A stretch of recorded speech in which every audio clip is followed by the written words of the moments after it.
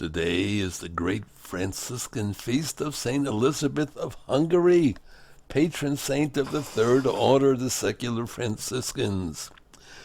She was a medieval noblewoman who responded to personal tragedy by embracing St. Francis's ideals of poverty and service.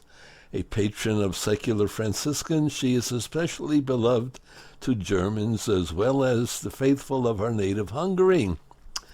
As the daughter of the Hungarian King Andrew II, Elizabeth had the responsibilities of royalty thrust upon her almost as soon as her short life began in 1207.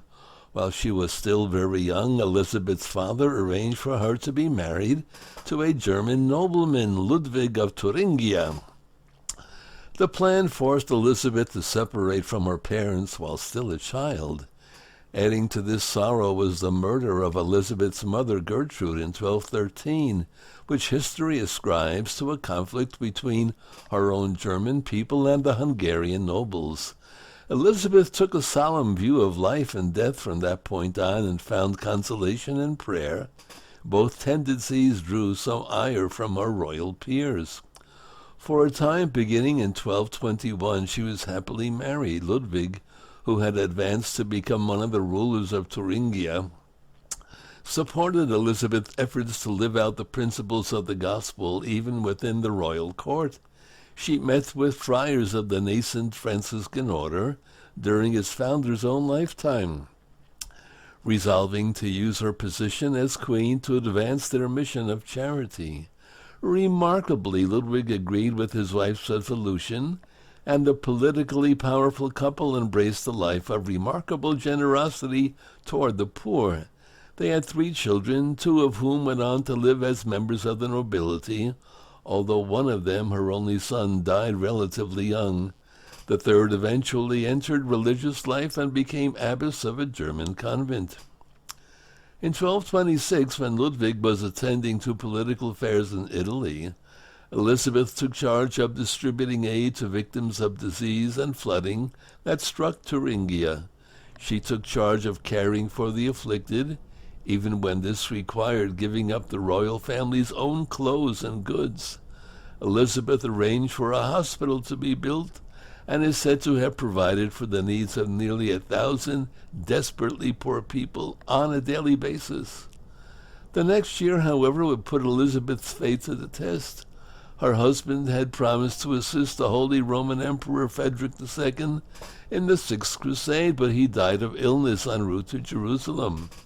Devastated by Ludwig's death, Elizabeth vowed never to remarry. Her children were sent away, and relatives heavily pressured her to break the vow. Undeterred, Elizabeth used her remaining money to build another hospital, where she personally attended to the sick almost constantly.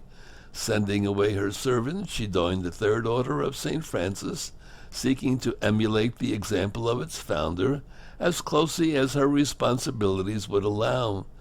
Near the end of her life, she lived in a small hut and spun her own clothes. Working continually with the severely ill, Elizabeth became sick herself, dying of illness in November of 1231.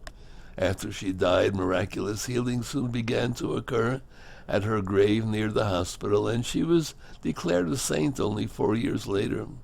Pope Benedict XVI has praised her as a model of those in authority, noting the continuity between her personal love for God and her public work on behalf of the poor and sick. She is the patron saint of, are you ready for this?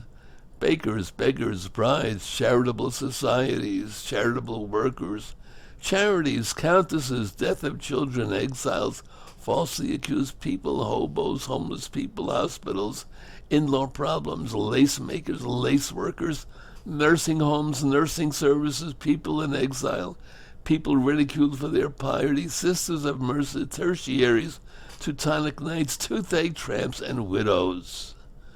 God bless her, another saint, buried only 5 years after the death of St. Francis. Pretty amazing, huh? St. Elizabeth of Hungary, may God give us heaven if we follow your example.